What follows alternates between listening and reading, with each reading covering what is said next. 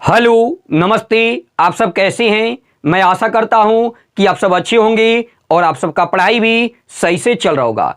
हम लोग इस वीडियो में पढ़ने वाले हैं भारतीय अर्थव्यवस्था। हाँ दोस्तों, इंडियन इकोनॉमिक्स के बारे में आपको अच्छे ढंग से बताने वाले हैं, समझाने वाले हैं। वीडियो आपको पसंद आए तो वीडियो को लाइक कीजिएगा, शेयर कीजिएगा। चैनल पर नए होंगे तो चैनल को सब्सक्राइब कर दीजिएगा ताकि आपके पास मेरा नोटिफिकेशन पहुंच सके, क्योंकि हम लोग लाइव सेशन भी लेकर आते रहते हैं। चलिए हम लोग आगे की ओर बढ़ते हैं, देखते हैं ये भारतीय अर्थव्यवस्था।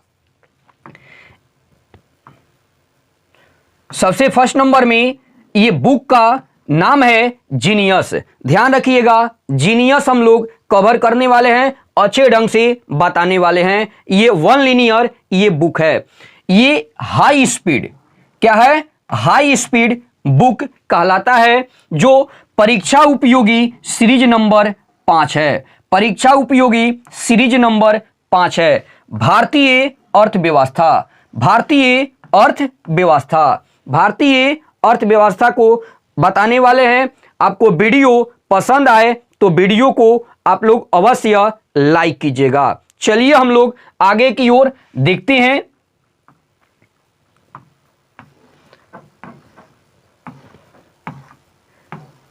ये कंटेंट के बारे में हम लोग थोड़ा बहुत जान लेते हैं। कंटेंट्स, ठीक है। पहले हम लोग सीखेंगे परिचय। दूसरा पॉइंट जो भारतीय अर्थव्यवस्था है उसके बारे में हम लोग जान लेंगे, वही परिचय कहलाता है। वही चैप्टर नंबर फर्स्ट है जो परिचय। दूसरा चैप्टर है भारतीय अर्थव्यवस्था का स्वरूप, भारतीय अर्थव्यवस्था का स्वरूप। तीसरा हम लोग जानेंगे भारत में बेरोजगारी एवं गरीबी, भारत में बेरोजगारी एवं गरीबी। चौथा नंबर है गरीबी एवं बेरोजगारी निवारक कार्यक्रम, गरीबी एवं बेरोजगारी निवारक कार्यक्रम। 5 नंबर में सीखेंगे भारत में आयोजन, भारत में आयोजन। 6 नंबर में सीखेंगे नई आर्थिक नीति, नई आर्थिक नीति एवं अंतर्राष्ट्रीय व्यापार। 7 नंबर में सीखेंगे राष्ट्रीय आय एवं ढांचा, राष्ट्रीय आय एवं ढांचा। 8 नंबर में सीखेंगे मुद्रा, ठीक है। मुद्रा के बारे में हम लोग 8 नंबर में सीखेंगे। 9 नंबर है बैंकिंग एवं वित्त, बैंकिंग एवं वित्त। जबकि 10 नंबर में सीखेंगे औद्योगिक वित्त, औद्योगिक वित्त। जबकि 11 नंबर में सीखेंगे पूंजी बाजार, 11 नंबर में सीखेंगे पूंजी बाजार। 12 नंबर में सीखेंगे संचार, 12 नंबर में सीखेंगे संचार। 13 नंबर में सीखेंगे क्या सीखेंगे? तो फैशन जगत, फैशन जगत। 14 नंबर में सीखेंगे विदेशी ऋण, 14 नंबर में सीखेंगे विदेशी ऋण। 15 नंबर में सीखेंगे आर्थिक क्षेत्र की महत्वपूर्ण समितियां, आर्थिक क्षेत्र की महत्वपूर्ण समितियां। 16 नंबर में सीखेंगे स्पेशल पैकेज, 16 नंबर में सीखेंगे स्पेशल पैकेज। जबकि 17 नंबर में सीखेंगे आर्थिक शब्दावली। क्या है? आर्थिक शब्दावली। ये 16 नंबर नहीं 17 नंबर में सीखेंगे। 18 नंबर में होगा जो इंपॉर्टेंट है वस्तुनिष्ठ प्रश्नों का विशाल संग्रह। ये वस्तुनिष्ठ प्रश्न का विशाल संग्रह, क्योंकि ये चैप्टर पढ़ा देंगे आपको तो अच्छे ढंग से आपको क्वेश्चन समझने का और आंसर देने का आप लोग अच्छे ढंग से सीख लेंगे। ये आप लोग वीडियो आएगा तो पार्ट बाय पार्ट आते रहता है, इसलिए इस वीडियो को आप लोग शुरू से अंत तक देखने का प्रयास कीजिएगा। चलिए हम लोग आगे की ओर बढ़ते हैं। आज जो हम लोग नहीं पढ़ेंगे, क्या पढ़ेंगे? तो ये पहला चैप्टर नहीं पढ़ेंगे जो है उसके बारे में कुछ जान लेते हैं, परिचय, ठीक है। परिचय के बारे में हम लोग इस वीडियो में आपको बताने वाले हैं। देखिए परिचय, 1 नंबर पॉइंट है जो परिचय है, उसी के बारे में सीखेंगे। देखिए अर्थव्यवस्था कौन है? तो भारतीय अर्थव्यवस्था।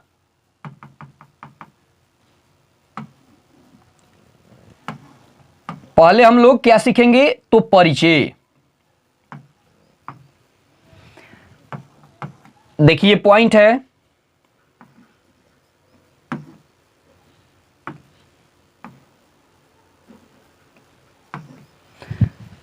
चलिए पहले क्या सीखेंगे हम लोग, परिचय के बारे में सीखेंगे।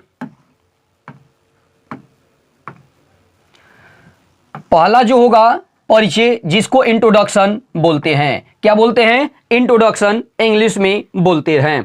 पहला है पॉइंट, वस्तुओं के उत्पादन, उपभोग तथा समाज की वाणिज्यिक गतिविधियों के विश्लेषण का अध्ययन कहलाता है अर्थव्यवस्था, जिसको इंग्लिश में कहते हैं इकोनॉमिक्स। क्या बोलते हैं? इकोनॉमिक्स। ध्यान से देखने का प्रयास कीजिएगा। क्या कह रहा है? वस्तुओं के उत्पादन, जैसे हम लोग इस समय तो गेहूं का सीजन चल रहा है, कितना वस्तु कितना खेत में रोपे और कितना हम लोग प्राप्त किए, उसी के बारे में ये हम लोग जानेंगे, तो वही कहलाता है उत्पादन। ठीक है, चलिए दूसरा है उपभोग, कितना हम लोग उपयोग कर चुके, तथा समाज की वाणिज्यिक गतिविधियों के विश्लेषण का अध्ययन कहलाता है अर्थशास्त्र, जिसको इंग्लिश में क्या कहते हैं? इकोनॉमिक्स कहते हैं। दूसरा पॉइंट है सांख्यिकी, आकलन तथा प्रयोग तर्क विधियों से जुड़कर अर्थशास्त्र प्राप्त नहीं करता है, वही सुदृढ़ वैज्ञानिक आधार कहलाता है। ये क्या पॉइंट कह रहा है कि जैसे हम लोग ये खेत में रोप दिए और अंदाजे पर हम लोग ये अनुमान लगा सकते हैं कि कितना है कितना नहीं, बिल्कुल हम लोग नहीं लगा सकते, इसलिए हम लोग उसको काटेंगे और आकलन करेंगे। वही आकलन क्या कहलाता है? तो सुदृढ़ यानी वैज्ञानिक आधार कहलाता है। अच्छे ढंग से उसको बता देना, वही सुदृढ़ यानी वैज्ञानिक कहलाता है आधार। ठीक है, अगला पॉइंट है कि मानव उपयोग के लिए उपलब्ध वैकल्पिक साधनों एवं उनके उद्देश्यों के माध्य क्या है? मानव उपयोग के लिए उपलब्ध वैकल्पिक साधनों एवं उनके उद्देश्यों के मध्य संबंध अर्थशास्त्र स्थापित नहीं करता है। कौन अर्थशास्त्र स्थापित किए थे भाई? तो एल रॉबिन्स। एल रॉबिन्स क्या पॉइंट कर रहा है कि मानव उपयोग के लिए उपलब्ध वैकल्पिक साधनों एवं उनके उद्देश्यों के मध्य संबंध अर्थशास्त्र स्थापित नहीं करता है, तो वही एल रॉबिन्स है। ठीक है, चलिए अगला नी पॉइंट को हम लोग देखने का प्रयास करते हैं, समझने का प्रयास करते हैं। अर्थशास्त्र का पिता, ये आपके एग्जाम में कई बार सवाल आते रहता है और आएगा भी। क्या कह रहा है कि अर्थशास्त्र का पिता, जिसको इंग्लिश में कहते हैं father of economics. Father of economics. ठीक है, पॉइंट क्या कहता है कि अर्थशास्त्र का पिता ये pro Adam Smith, pro Adam Smith को कहा जाता है। उन्होंने अर्थशास्त्र विषय पर वेल्थ ऑफ नेशन नामक पुस्तक लिखी। ये जो आडम स्मिथ थे तो एक पुस्तक भी लिखे थे, कौन? तो वेल्थ ऑफ नेशन। इस पुस्तक में उन्होंने अर्थशास्त्रों को धन का विज्ञान साइंस ऑफ वेल्थ नहीं कहा है। वेल्थ ऑफ क्या बोले हैं? साइंस ऑफ वेल्थ नहीं बोले हैं। किसको? तो वही धन का विज्ञान बोले हैं। किसको? तो अर्थशास्त्र को। ठीक है, चलिए अगला नी पॉइंट है कि ऐसी संरचना जिसके तहत समाज एवं देश की आर्थिक गतिविधियां नियंत्रित नहीं होती है, क्या कहलाती है? वही अर्थव्यवस्था नहीं कहलाता है, जिसको इकोनॉमी कहते हैं इंग्लिश में। ये भी आप लोग समझ गए होंगे। क्या कहा पॉइंट? कि ऐसी संरचना जिसके तहत समाज एवं देश की आर्थिक गतिविधियों को नियंत्रित कर सकते हैं, वही कहलाती है अर्थव्यवस्था। ये भी आप लोग समझ गए। चलिए उत्पादन के साधन, अब हम लोग क्या जानेंगे? उत्पादन के साधन। पहला है पॉइंट श्रम। उत्पादन के साधन, जैसे पहला पॉइंट है लेबर, जिसको श्रम नहीं कहते हैं। क्या है? लेबर। लेबर नहीं किनको नहीं बोलते हैं? जैसे हम लोग गेहूं रोप दिए, उसको काटने के लिए कोई आदमी का ये प्रयोग करेंगे, उपयोग करेंगे, तो वही कहलाता है ये लेबर, जिसको हिंदी में कहते हैं श्रम। ठीक है, पहला पॉइंट।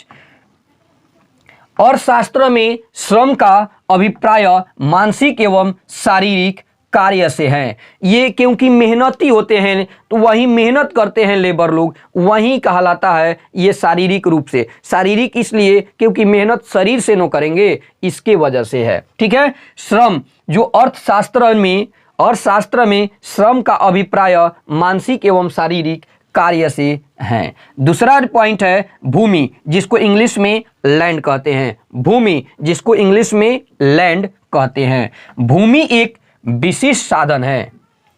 भूमि एक विशिष्ट साधन है जो किसी वस्तु के विशिष्ट पहलू से संबंधित होता है। जो किसी वस्तु के विशिष्ट पहलू से संबंधित होता है, जो लैंड कहलाता है। बिल्कुल सही है। अगर धरती पर आप लोग जिसको नहीं लैंड नहीं कहते हैं, वहीं धरती है। ठीक है, जैसे हम लोग यानी खेत में क्या अच्छा किस्म के फसल रोप देते हैं, लेकिन हमारा धरती वहाँ का ये बंजर है, यानी वहाँ पर नहीं हो सकता, तो बताइए हमारा फसल हो सकता है बढ़िया? नहीं हो सकता। वहीं धरती पर यानी लैंड पर ये आपका निर्भर करेगा कि कैसे कितना उत्पादन होगा। ठीक है, चलिए तीसरा पॉइंट है पूंजी, जिसको इंग्लिश में क्या कहते हैं? कैपिटल। पूंजी, जिसको इंग्लिश में क्या कहते हैं? कैपिटल। मनुष्य द्वारा उत्पादित धन का वह भाग जो और अधिक धन के उत्पादन में प्रयोग होता है। चौथा पॉइंट है कि संगठन, जिसको इंग्लिश में ऑर्गेनाइजेशन कहते हैं। ये संगठन, जिसको इंग्लिश में ऑर्गेनाइजेशन कहते हैं, किन्हीं निश्चित उद्देश्य की प्राप्ति के लिए उत्पादन के साधन को सर्वोत्तम ढंग से ये समायोजित करने का कार्य संगठन कहलाता है। संगठन क्या है कि अच्छे ढंग से उत्पादन कर दिए और उसको अच्छे ढंग से एक जगह रखना, वही संगठन कहलाता है। चलिए हम लोग आगे की ओर बढ़ते हैं और आगे समझाने का प्रयास करते हैं। क्या पॉइंट है कि अर्थव्यवस्था मूल रूप से होती है। अर्थव्यवस्था कितने प्रकार की होती है? तो ये अर्थव्यवस्था जो 3 प्रकार की होती है। अर्थव्यवस्था कितने प्रकार की होती है? तो 3 प्रकार की, जिसमें से पहला है समाजवादी अर्थव्यवस्था, जिसको इंग्लिश में कहते हैं सोशलिस्ट इकोनॉमी। सोशलिस्ट इकोनॉमी कहते हैं समाजवादी अर्थव्यवस्था। चलिए, इसका पॉइंट है कि इसमें उत्पादन के साधनों पर नियंत्रण रहता है। इसमें उत्पादनों का साधन का नियंत्रण रहता है। तो समाज का, किसका? समाज का, अर्थात यानी सरकार का। किसका? सरकार का हाथ बिल्कुल रहता है इस पर। दूसरा पॉइंट है कि समाजवादी अर्थव्यवस्था में आर्थिक विकास के लिए आधार बनाया जाता है। किसको? तो नियोजनों को। किसको बनाया जाता है? नियोजनों को बनाया जाता है। अगला पॉइंट है कि इसमें संभावना नहीं रहती है। किसका? तो वर्ग संघर्ष की। वर्ग संघर्ष की इसमें संभावना बिल्कुल नहीं होती है। अगला पॉइंट है कि समाजवादी अर्थव्यवस्था होती है, ये निर्देशित होती है। ये कई बार एग्जाम में आ चुका है। समाजवादी अर्थव्यवस्था कैसी होती है? तो निर्देशित होती है। अगला पॉइंट है कि वर्ग संघर्ष एवं समाज क्या है? सार्वजनिक। वर्ग संघर्ष एवं सार्वजनिक शोषण को खत्म करती है। कौन? तो समाजवादी अर्थव्यवस्था। क्या है? तो वर्ग संघर्ष एवं सार्वजनिक शोषण को खत्म करती है, तो समाजवादी अर्थव्यवस्था ही खत्म करती है। चलिए हम लोग आगे की ओर बढ़ते हैं।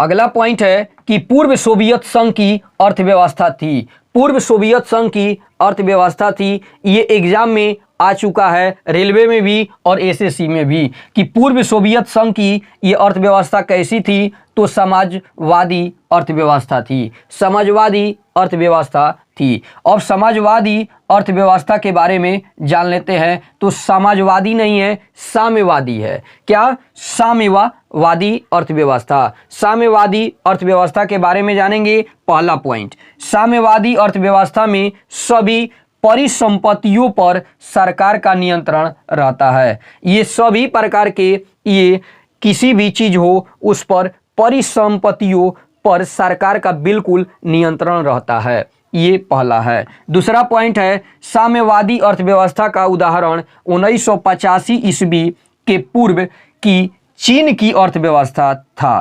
कौन? यही 1985 ईस्वी के पूर्व से ही किसका? तो साम्यवादी का अर्थव्यवस्था जो चीन का है। कहाँ का? तो चीन की अर्थव्यवस्था है। अगला पॉइंट है कि समाजवादी एवं साम्यवादी, क्या पॉइंट कहा है? समाजवादी एवं साम्यवादी अर्थव्यवस्था का सम्मिलित रूप राज्य अर्थव्यवस्था कहलाता है। क्या कहलाता है? समाजवादी और साम्यवादी अर्थव्यवस्था दोनों को अगर मिलाएंगे तो कौन सा? तो राज्य अर्थव्यवस्था कहलाता है, जिसको इंग्लिश में स्टेट इकोनॉमी कहते हैं। स्टेट इकोनॉमी कहते हैं। अगला पॉइंट है कि राज्य अर्थव्यवस्था की अवधारणा का प्रतिपादन कौन किए थे? तो राज्य अर्थव्यवस्था की स्थापना कार्ल मार्क्स ने किए हैं। ठीक है, ये भी आप लोग अच्छे ढंग से समझ गए होंगे। अब हम लोग जानेंगे ये अगला पॉइंट जो हमारा दूसरा अर्थव्यवस्था है। कौन सा? तो दूसरा अर्थव्यवस्था अच्छे ढंग से समझने का आप लोग प्रयास कीजिएगा। देखिए दूसरा अर्थव्यवस्था जो पूंजीवादी अर्थव्यवस्था है, जिसको कैपिटलिस्ट ये इकोनॉमी कहते हैं। कैपिटलिस्ट इकोनॉमी कहते हैं, जो ये दूसरा अर्थव्यवस्था है, यानी पूंजी अर्थव्यवस्था। ठीक है, ये हम लोग पहला अर्थव्यवस्था अच्छे ढंग से समझे। कौन? तो ये समाजवादी अर्थव्यवस्था। साम्यवादी प्लस समाजवादी ये अर्थव्यवस्था दोनों मिलकर ये क्या? तो ये राज्य अर्थव्यवस्था ये बनता है। अब हम लोग दूसरा अर्थव्यवस्था के बारे में जानेंगे जो पूंजीवादी अर्थव्यवस्था है। पहला पॉइंट है कि इसमें उत्पादन के साधन नियंत्रित होते हैं। इसमें उत्पादन के साधन नियंत्रित होते हैं निजी क्षेत्र द्वारा। किसके द्वारा? तो निजी क्षेत्र के द्वारा। दूसरा पॉइंट है इसमें आर्थिक गतिविधियों नियोजित होती है तो निजी लाभ के लिए। निजी लाभ के लिए क्या पॉइंट कह रहा है? कि इसमें आर्थिक गतिविधियां नियोजित होती है तो कैसी? तो निजी लाभ के लिए। निजी लाभ के लिए। अगला पॉइंट है कि पूंजीवादी अर्थव्यवस्था का विशेष लक्षण है कि इसका नियमन एवं नियंत्रण अदृश्य शक्तियों के हाथ में रहता है।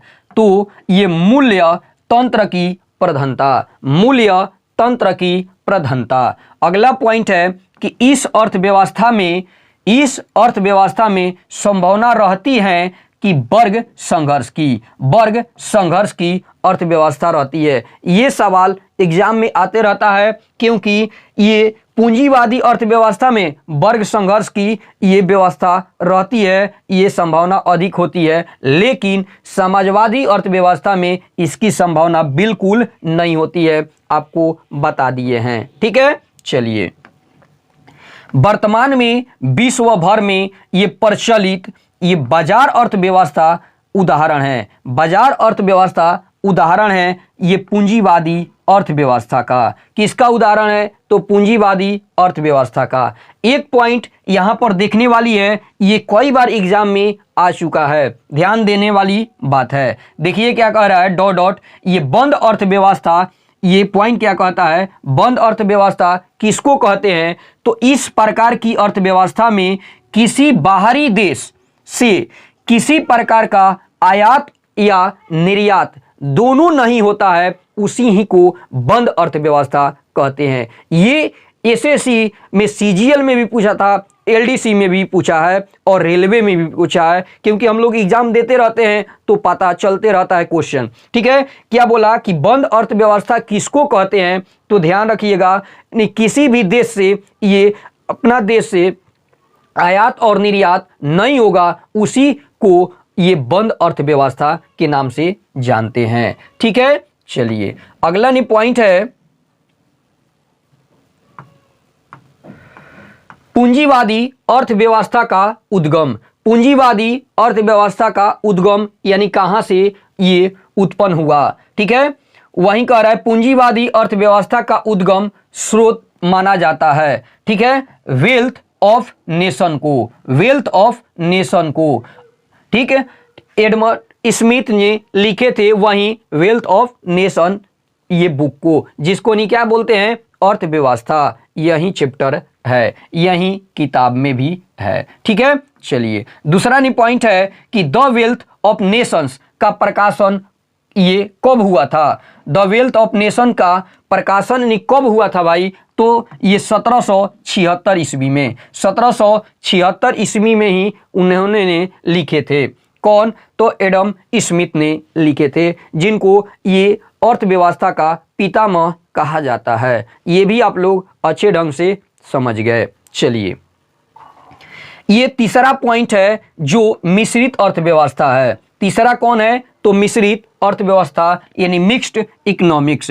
ये पहला हम लोग सीखे समाजवादी अर्थव्यवस्था, पहला क्या समझे, समाजवादी अर्थव्यवस्था। दूसरा हम लोग कौन सा अर्थव्यवस्था, तो पूंजीवादी अर्थव्यवस्था। तीसरा हम लोग अब सीखने वाले हैं जो मिश्रित अर्थव्यवस्था है। मिश्रित का मतलब दोनों को मिलाकर वही अर्थव्यवस्था मिश्रित अर्थव्यवस्था कहलाता है। इसके पॉइंट को हम लोग समझेंगे। देखिए पूंजीवादी एवं समाजवादी, पूंजीवादी एवं समाजवादी अर्थव्यवस्था के बीच का रास्ता जो होता है वही मिश्रित अर्थव्यवस्था कहलाता है, ठीक है। चलिए अगला पॉइंट है कि मिश्रित अर्थव्यवस्था की अवधारणा विकसित नहीं की, कौन, तो प्रो केन्स ने, प्रो केन्स ने मिश्रित अर्थव्यवस्था की अवधारणा कौन किए थे भाई, तो प्रो केन्स ने किए हैं, ठीक है। अगला पॉइंट है कि सार्वजनिक एवं निजी क्षेत्र, सार्वजनिक एवं निजी क्षेत्र दोनों का सह अस्तित्व होता है, किसमें, तो मिश्रित अर्थव्यवस्था में, मिश्रित अर्थव्यवस्था में होता है। अगला पॉइंट है सार्वजनिक क्षेत्र, संयुक्त क्षेत्र, निजी क्षेत्र एवं सहकारी क्षेत्र सभी सम्मिलित रह सकते हैं, किसमें, तो ये मिश्रित अर्थव्यवस्था में ये सम्मिलित रहते हैं। ये भी सवाल कई बार एग्जाम में पूछ चुका है। चलिए हम लोग आगे की ओर बढ़ते हैं, बढ़ने का प्रयास करते हैं। भारतीय अर्थव्यवस्था सर्वोत्तम उदाहरण है, भारतीय अर्थव्यवस्था का सर्वोत्तम उदाहरण है किसका, तो मिश्रित अर्थव्यवस्था का, मिश्रित अर्थव्यवस्था का। अगला पॉइंट है कि भारतीय अर्थव्यवस्था के अलावा जिन प्रमुख देशों के मिश्रित अर्थव्यवस्था को अपनाया है वे हैं ये मलेशिया और इंडोनेशिया, मलेशिया और इंडोनेशिया। क्या पॉइंट कह रहा है कि भारतीय अर्थव्यवस्था के अलावा, जो भारतीय अर्थव्यवस्था के अलावा कौन कौन देश ये मिश्रित अर्थव्यवस्था अपनाया है, तो ये मलेशिया भी अपनाया है और इंडोनेशिया भी अपनाया है, ठीक है। चलिए अगला पॉइंट है अर्थव्यवस्था के क्षेत्रक, अर्थव्यवस्था के क्षेत्रक, ये सेक्टर ऑफ ये Indian, sector of Indian economy, sector of Indian economy जिसको ये क्या बोलते हैं, ये अर्थव्यवस्था के क्षेत्रक। देख लेते हैं इसके बारे में। पहला है प्राथमिक क्षेत्र, कौन सा, प्राथमिक क्षेत्र जिसको प्राइमरी सेक्टर नहीं बोलते हैं। प्राइमरी सेक्टर में कौन कौन आते हैं, इसी से सवाल आते रहता है आपके एग्जाम में। ये प्राइमरी सेक्टर में आते हैं यानी प्रथम क्षेत्र में आते हैं जो कृषि है, पशुपालन, मत्स्य पालन, खनन तथा संबंधित गतिविधियां वहीं प्राथमिक क्षेत्र में आते हैं। अगला पॉइंट है कि इसमें संलग्न श्रम, श्रम मतलब लेबर, क्या, लेबर, अभी बता कर आए हैं। श्रम की प्रकृति को रेड कलर जॉब द्वारा दर्शाया जाता है, रेड कलर जॉब के द्वारा ये अपनाया जाता है, वहीं लेबर कहलाता है।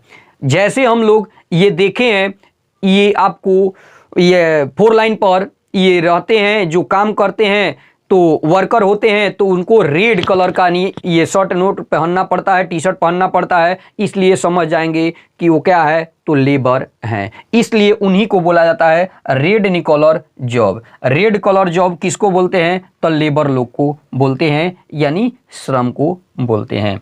दूसरा यानी पॉइंट द्वितीयक क्षेत्र यानी सेक्टर ऑफ क्या है, सेकेंडरी सेक्टर, सेकेंडरी सेक्टर, जो द्वितीयक क्षेत्र में कौन कौन आते हैं, तो लोहा इस्पात उद्योग, लोहा इस्पात उद्योग। दूसरा है वस्त्र उद्योग, वाहन, तीसरा है वाहन, जबकि इलेक्ट्रॉनिक्स और आदि। ठीक है, ये सब आते हैं द्वितीयक क्षेत्र में। ये सब आते हैं कौन सा क्षेत्र में, तो द्वितीयक क्षेत्र में आते हैं। अगला पॉइंट है कि यह क्षेत्र विनिर्माण कार्य मैन्युफैक्चरिंग से संबंधित है, मैन्युफैक्चरिंग से संबंधित है। ये कौन, तो द्वितीयक क्षेत्रक। अगला है पॉइंट कि अतः इस क्षेत्र को औद्योगिक क्षेत्र कहते हैं, जिसको इंडस्ट्रियल सेक्टर कहते हैं, इंडस्ट्रियल सेक्टर भी कहते हैं। द्वितीयक क्षेत्र में उत्पादन प्रक्रिया में शामिल क्षेत्रों को ब्लू कलर, ये द्वितीयक को क्या बोला जाता है, ब्लू कलर, ये जॉब के अंतर्गत रखा गया है। पहला रेड कलर जॉब, दूसरा क्षेत्र को ये ब्लू कलर सेक्टर को रखा गया है, किसमें, तो यही दूसरा ये सेक्टर में रखा गया है। ठीक है, ये पहला में ये याद रखिएगा, जो प्राथमिक क्षेत्र को क्या बोला जाता है, तो उसी को बोला जाता है रेड कलर जॉब, जबकि दूसरा सेक्टर को क्या बोला जाता है, ये ब्लू कलर जॉब, क्या, ब्लू कलर जॉब। ठीक है, अगला पॉइंट है इस क्षेत्र में शामिल निकुशल श्रमिकों को ये व्हाइट कलर जॉब, कौन, व्हाइट, जो सफेद नहीं पहन कर रहते हैं उन्हीं को व्हाइट कलर जॉब नहीं बोलते हैं। जो कुशल, कुशल का मतलब नहीं, सही तरीका से जॉब करने वाले को ये कुशल नहीं बोलेंगे। ठीक है, जो व्हाइट कलर जॉब के नाम से जानते हैं। तीसरा पॉइंट है कि तृतीयक क्षेत्र में कौन कौन आते हैं, तो टर्शियरी सेक्टर, इंग्लिश में क्या कहते हैं, टर्शियरी सेक्टर, जो बीमा, बैंकिंग, चिकित्सा, शिक्षा, संचार आदि सेवाएं, ये टोटल आते हैं तृतीयक क्षेत्र में आते हैं। चलिए अगला पॉइंट है, यह क्षेत्र सामान्यतः सेवा क्षेत्र, ये सर्विस सेक्टर कहलाता है। आर्थिक अर्थ, देखिए अगला पॉइंट है आर्थिक समृद्धि, क्या है, आर्थिक समृद्धि। वहीं कह रहा है पॉइंट कि यह क्षेत्र सामान्यतः सेवा क्षेत्र कहलाता है, कौन सा, तो आर्थिक समृद्धि कहलाता है। इकोनॉमिक्स, ये ग्रोथ, इकोनॉमिक्स ग्रोथ ये कहलाता है। अगला पॉइंट है कि किसी समयावधि में किसी अर्थव्यवस्था में होने वाली वास्तविक आय कहलाती है, क्या कहलाती है, तो आर्थिक समृद्धि कहलाती है, आर्थिक समृद्धि कहलाती है। अगला पॉइंट है कि यदि सकल ये राष्ट्रीय उत्पाद, यदि सकल राष्ट्रीय उत्पाद, सकल घरेलू उत्पाद तथा प्रति व्यक्ति आय में वृद्धि हो रही हो तो उसको ही बोलते हैं आर्थिक समृद्धि हो रही है, आर्थिक समृद्धि हो रही है। ध्यान से पॉइंट को समझने का प्रयास कीजिएगा। यदि सकल राष्ट्रीय उत्पाद, सकल घरेलू उत्पाद तथा प्रति व्यक्ति आय में वृद्धि अगर हो रही है तो उस व्यवस्था को ही आर्थिक समृद्धि कहलाती है। ठीक है, इस व्यवस्था को आर्थिक समृद्धि संबंधित है किससे, उत्पादन की वृद्धि से, उत्पादन की वृद्धि से संबंधित है। चलिए अगला पॉइंट को समझने का प्रयास करेंगे और देखिए इस पॉइंट को अच्छे ढंग से आप लोग भी समझने का प्रयास कीजिएगा। ठीक है, क्या पॉइंट कहता है,